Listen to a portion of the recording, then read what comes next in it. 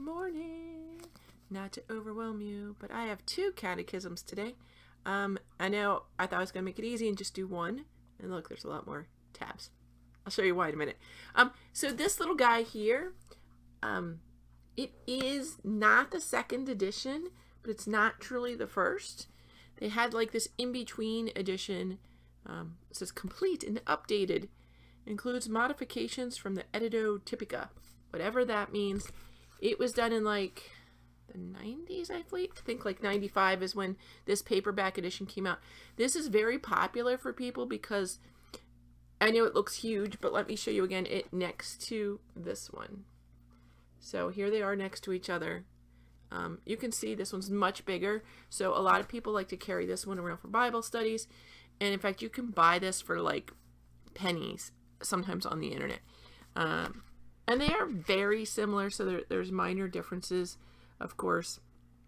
There was nothing major changed. It was just cleaning up the translation mostly.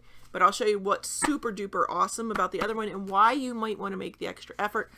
Work out, work out, work out. Get ready to carry your catechism. So this one's great, but it's literally the catechism. You can see the type is a little bit small and the footnotes are super tiny. It's not so bad up here, but the footnotes are super, super tiny. So this can be handy to carry around if you just need something to grab and go, but it can be a little tedious because it's so, so tiny.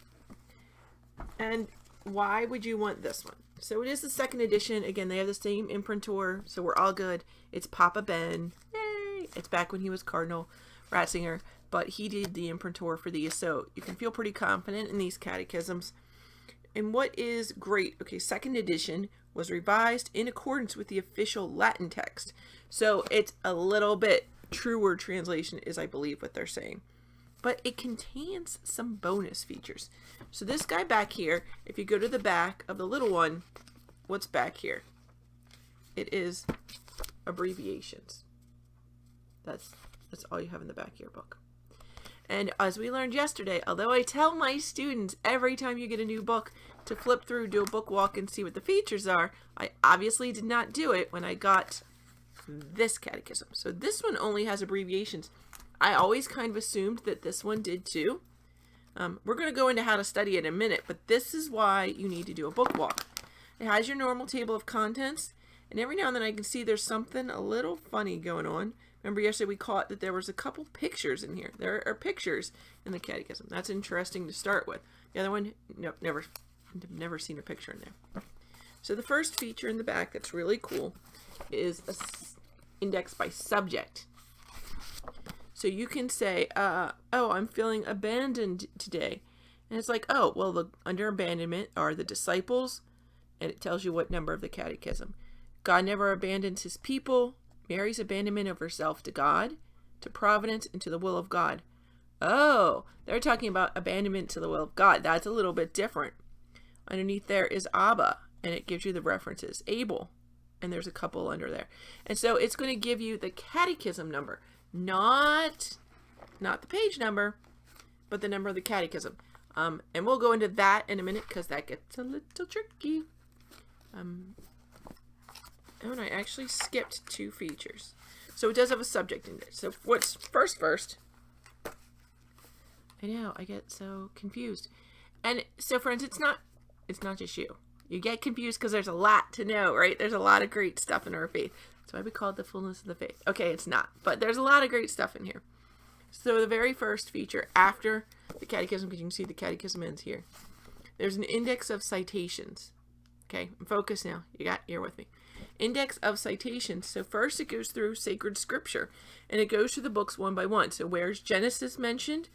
And it tells you what verse, chapter and verse, and gives you a catechism number next to it. So you can look up book by book through the Bible where it is in the catechism, and you will see the catechism is built off of scripture. I mean, it's page after page of this.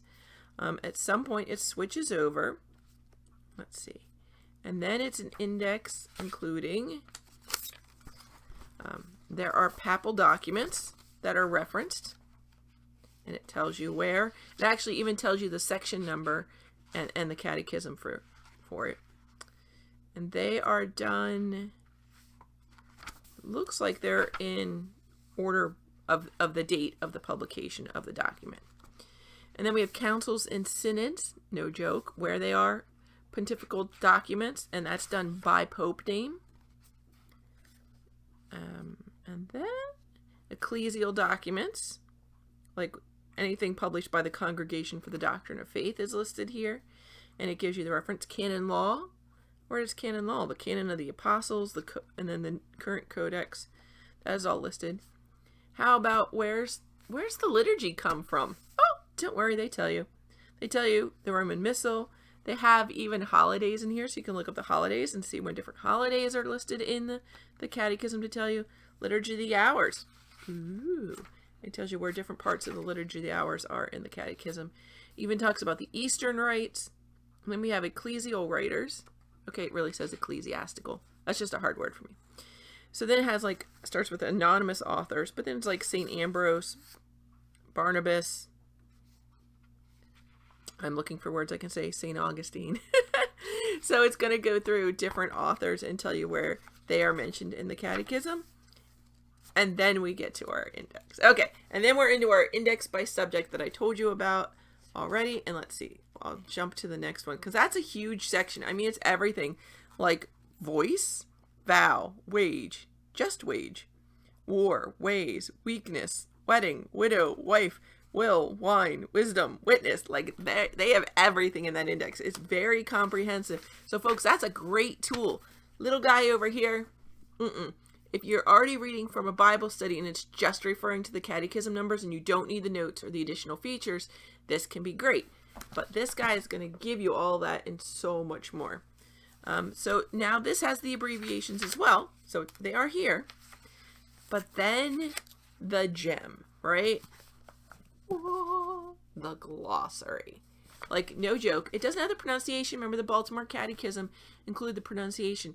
But this one, I mean, this glossary is proposed even before they wrote the Catechism because they knew how important it was to work from agreed on definitions. As a teacher, I cannot stress enough how important it is to have common definitions.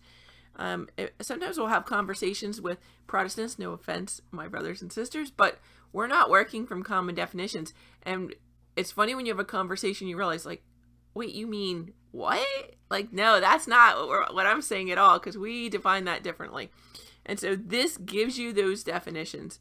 Some of the words are pretty easy to say, like epiphany, but above it I think is epiclesis. Yeah, so I won't lie, I can't say all these words, but it's pretty exciting to see how they are defined in the back of the book. So that's pretty fantastic that is in there. Okay, so how do we, we're 8 minutes in and I don't know how to study the Catechism.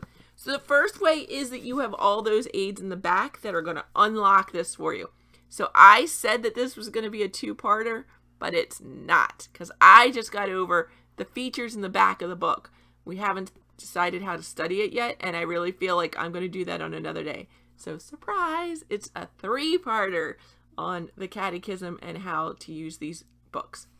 Okay, so friends, have a great day. Remember, we have a guest star on the next episode, my friend Linda.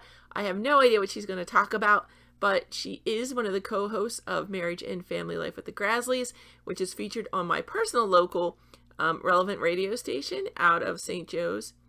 And so I'm excited to have Linda on and see what she wants to share with us. That is all for today. I hope you enjoyed this little talk on the Catechism. If you have any questions, remember I'm going to do a 3rd part, and I'm not going to do it tomorrow, so you have time to get those questions in. Let me know what you want to know about the Catechism and how to study it. Thanks, friends. Praying for you. Don't forget to like, share, and subscribe, and hit that little bell so you'll be notified every time a new video posts.